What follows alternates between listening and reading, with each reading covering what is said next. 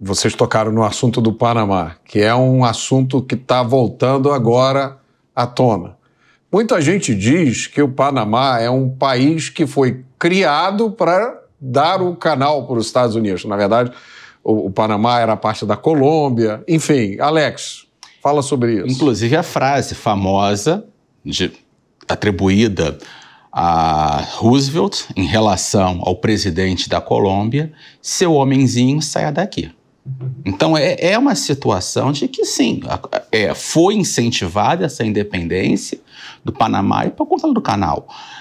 Nós temos que deixar de ter ilusões. Em política internacional não existe mocinho bandido. Mas isso eu repito quase todo dia. De um né? realismo, temos que parar de pensar em política como paixão. Tudo é mais cinza. É mais cinza. E existe uma situação, e aí eu volto ao ponto em relação ao Roosevelt. Roosevelt, ele é o último dos grandes heróis românticos. Eu brinco dizendo que um dia eu ainda vou escrever um livro, Vidas Paralelas. Plutarco escreveu, compara Júlio César com Alexandre Grande. E o Roosevelt, ele, no Brasil, a figura que mais se parece com ele é o príncipe Dom Luís de Orleans e Bragança, segundo filho da princesa Isabel, avô de Dom Bertrand, que tem um livro de viagens sobre o Cruzeiro do Sul, tem aqui uma edição rara, antiga, em francês, é uma obra que infelizmente está esgotada, merece ser reeditada, em que ele conta a viagem dele. Muito semelhante à viagem que Roosevelt fez com Rondon. Recomendo muito o livro. Até quero te apresentar pessoalmente, falei para apresentar o Luiz, o Maurício Melo Menezes, do Mackenzie, presidente do Centro de Arte Econômica, que escreveu um livro, e Roosevelt quase morreu nessa viagem. Eu tenho um livro chamado O Rio da Dúvida, que eu ainda não li, consegui ler. Maravilhoso. Na pesquisa do meu. E eu te recomendo, mais do que O Rio da Dúvida, Pelas Selvas Brasileiras, escrita pelo próprio Roosevelt, que era um escritor, eu falei, um historiador, um literato, Robert Frost, um dos maiores poetas americanos do século XX, ganhador do Prêmio Nobel em 1949.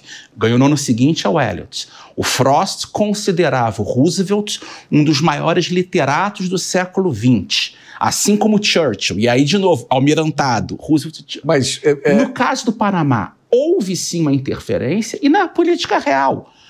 Aquilo é de interesse não só dos Estados Unidos, mas de interesse do Ocidente. Se os americanos não voltarem a um controle mais específico sobre o canal do Panamá hoje, o risco são os chineses tomarem conta disso. Então, a posição do Brasil, infelizmente, Roosevelt era um homem que era amigo do Brasil por intermédio de Rondon, e o príncipe Dom Luís conversou com ele e defendeu os interesses. Existe uma coisa chamada Doutrina Monroe. Sim. Né, que foi criado por um presidente, James Monroe, se eu não me engano, que disse que a Doutrina Monroe é América para os americanos. E aí, dizem que existe também a Doutrina Roosevelt, que olha, a América, os Estados Unidos têm o direito de intervir em qualquer lugar da América Latina para evitar interferência europeia. E aí tem um caso famoso, que você conta no seu livro, que foi um incidente envolvendo a Venezuela. A Venezuela devia um dinheiro para a Europa. Sim. Você pode contar esse caso? Essa história, a Venezuela estava devendo dinheiro, se eu não me engano, para a Alemanha, e a Alemanha tinha intervenções muito firmes nessas questões. A Alemanha se comportava como se fosse um império que eles eram. O Haiti tentava falar grosso, a Alemanha ia lá e colocava o Haiti de volta no seu lugar, assim. Mesma coisa com a Venezuela. Resolveram, naquela época podia se pegar a alfândega inteira de um país e assim, vamos controlar a alfândega e ficar com o dinheiro... Os próprios Estados Unidos fizeram isso várias vezes. Quase como se fosse uma penhora, assim, um clube de futebol está devendo dinheiro, a gente vai lá no borderô do clube, vai lá direto e vai pegar o dinheiro dos ingressos aqui. Fizeram quase a mesma coisa com a alfândega da Venezuela. E aí o Roosevelt falou, não, aqui é quase o nosso quintal, né? Tanto que, falando até do canal do Panamá, os Estados Unidos colocaram dinheiro no Panamá, mandaram trabalhadores, os trabalhadores morreram. Você teve que explodir uma quantidade de pedras inimaginável, alterar o curso de rios.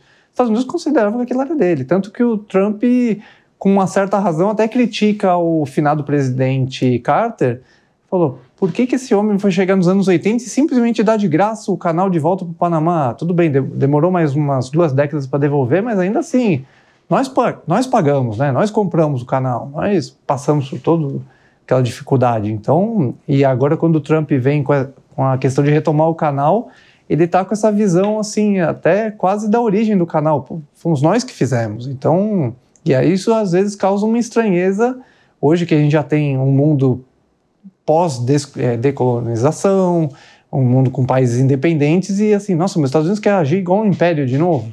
Então, mal comparando para a nossa situação, assim, nossa, nós praticamente colocamos todo o dinheiro em Itaipu e por que metade é do Paraguai, né? Não podia ter feito um acordo melhor na época? Uhum. E eu queria também falar você falou da China, né? A China hoje se posiciona como grande adversário dos Estados Unidos. E é curioso porque, pelo que eu conheço da história do Roosevelt, o Roosevelt era um defensor da China na época. A China era, na época, quase que ocupada pelas nações europeias que queriam ter lá suas áreas de influência, e o Roosevelt criou a política de portas abertas. Ironia da história isso. Sim, só que aí que tá. A China, da época de Roosevelt, parece mais com Taiwan do que com a China sob o governo comunista. Uma China que estava sob um império já em final de carreira. Então a gente tem uma situação de que a China mudou. E hoje a China usa todo esse controle interno do Partido Comunista. E existe o trabalho também cultural feito pelos Institutos Confúcio espalhados pelo mundo. Existe todo um trabalho complicado. E o que nós estamos falando hoje é de soberania nacional. Então o Brasil precisa defender a sua soberania, sim. Nós somos, em primeiro lugar, brasileiros. Em primeiro lugar, o Brasil, Estados Unidos depois.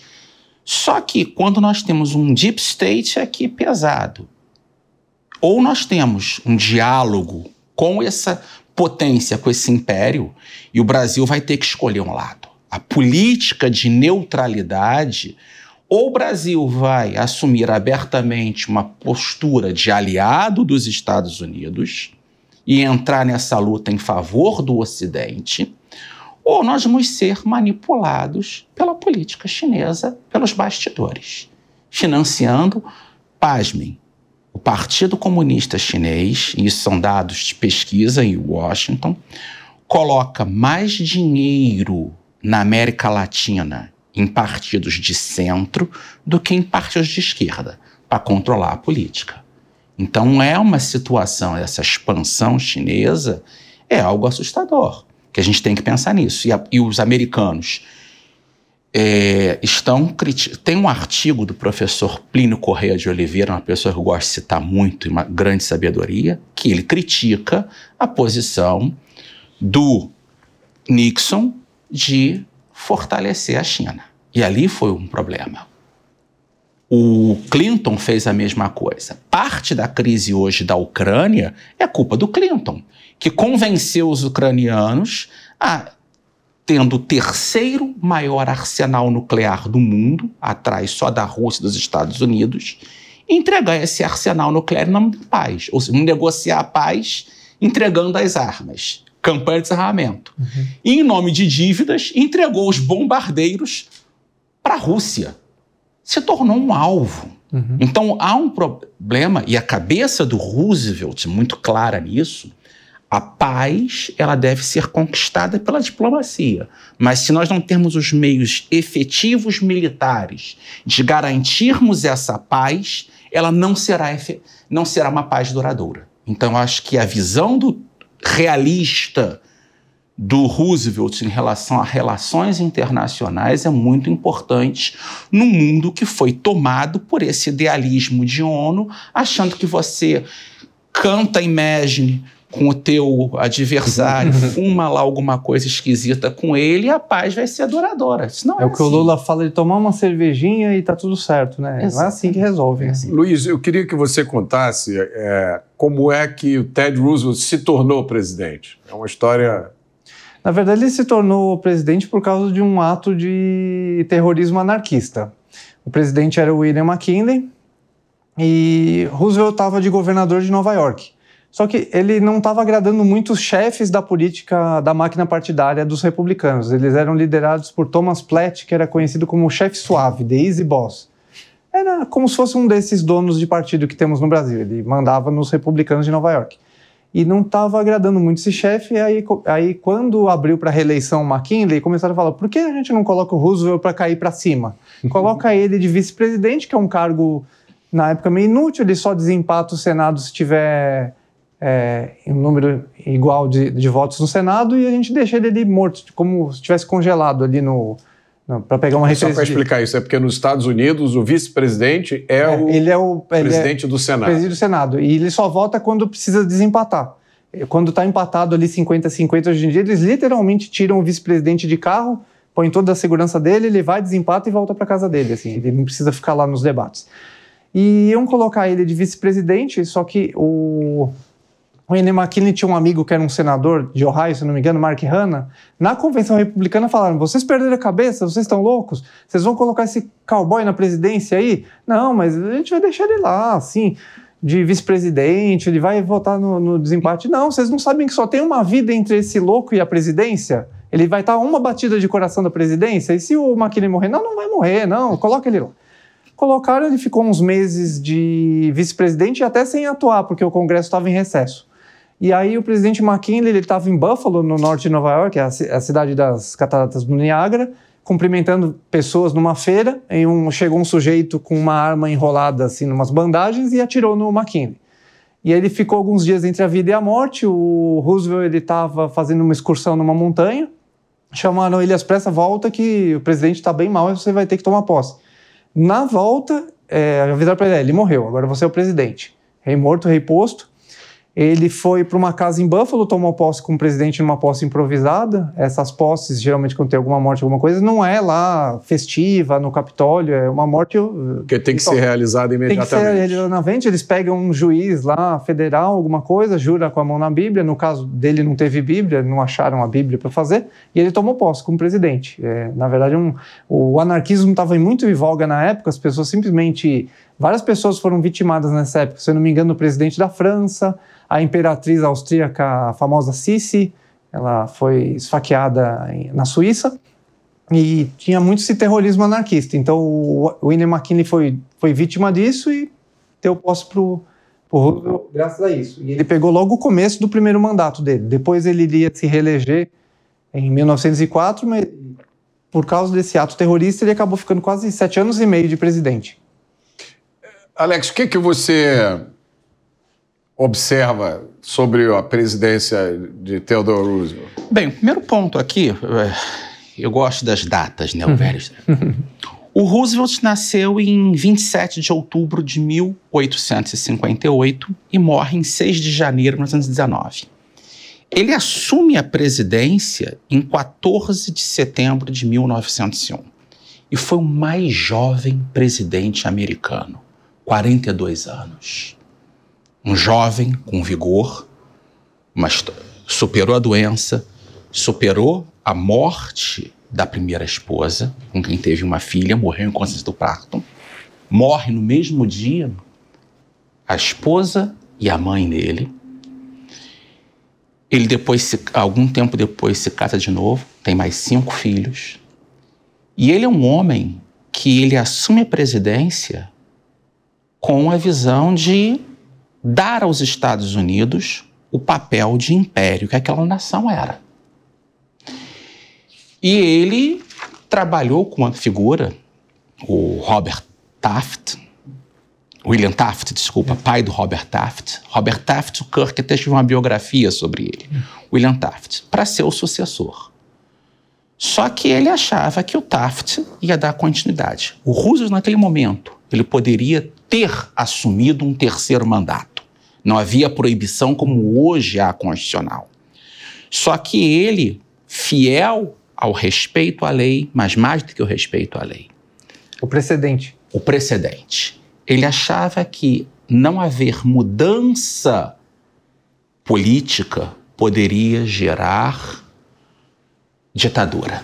Ele está preocupado. Que era o pensamento de George Washington, né? Que o George Washington, o primeiro presidente, queriam que ele ficasse um terceiro mandato e ele falou ele não quis. E o Roosevelt, ele tem essa figura. O Roosevelt, como um historiador, ele olha para o passado e olha certo. Enquanto o Woodrow Wilson é um historiador que olha errado, olha para a Europa, o Roosevelt olha para os Estados Unidos. Então ele olha para Washington, ele olha para Adams, ele olha para Monroe, ele olha para Lincoln, ele olha para Cleveland. E ele está com interesse acima dos partidos. Ele é um republicano que muitas vezes se aliou aos democratas, muitas vezes opôs-se aos próprios republicanos, então ele sabia ter esse jogo da política. Só que o erro dele foi achar que William Taft ia ser um marionete. E o Taft assumiu o poder e nem consultou quem vai colocar. Então houve uma ruptura. É o problema quando nós temos o mesmo partido que ganha, só que há uma ruptura. De certo modo, que nós olhamos entre a administração Reagan e a primeira administração Bush, é uma ruptura. Bush era o vice de Reagan, só que houve uma ruptura ali. E isso é um problema. Então, a lição que se dá, e aí eu volto aqui à Bíblia, Mateus 12, 25, todo reino dividido contra si mesmo será arruinado, e toda cidade ou casa dividida contra si mesma não subsistirá. Por que eu cito essa passagem? É o que acontece quando temos Roosevelt criando o Partido Progressista e disputando uma eleição contra o republicano William Taft e contra o democrata Woodrow Wilson. O Taft merecia um parênteses aqui. Na verdade, ele era um juiz que sonhava em chegar na Suprema Corte. No meio do caminho, ele foi sendo chamado para assumir algumas missões, por exemplo, ser governador das Filipinas. E prometiam para ele, não, mas ele falava que eu queria ir para a Suprema Corte. Não, governa as Filipinas e se abrir uma vaga, a gente pensa no seu caso. Só que aí ele depois foi ser secretário de guerra, foi ocupando outros cargos e aí terminou presidente. Não estava muito feliz na presidência, porque ele estava sempre sob ordens de outros, seguindo a orientação, mas de repente ele era a figura principal. Não foi indo muito bem na presidência, tanto que abriu margem para o Roosevelt se candidatar. E aí, nessa eleição de 1912, teve esse voto dividido entre os três. O Taft chegou em terceiro, ganhou acho que apenas um estado pequeno, se eu não me engano. Ganhou 2 estados, 8 delegados, 23,2% dos votos. O Roosevelt, 88 delegados, 6 estados, 27,4% dos votos. O Wilson, 41,8%. Uma das menores votações de um presidente americano. Só ganhou porque a direita estava dividida. Isso é uma lição para nós hoje. A divisão acaba colocando no poder o adversário. E o mundo, em história, não tem si. Mas se Wilson não fosse eleito presidente, provavelmente não teríamos tido Revolução Russa, não teríamos tido nazismo, fascismo. Toda a desgraça do século XX, em parte, se deve... Eu culpo muito o Woodrow Wilson como uma das figuras mais nefastas do século XX. Para mim, é uma figura pior do que Stalin e do que Hitler, porque ele abriu a porta para esses estadistas gangsters chegarem ao poder. Ele abriu a porta por fraqueza. Fraqueza. Um homem fraco.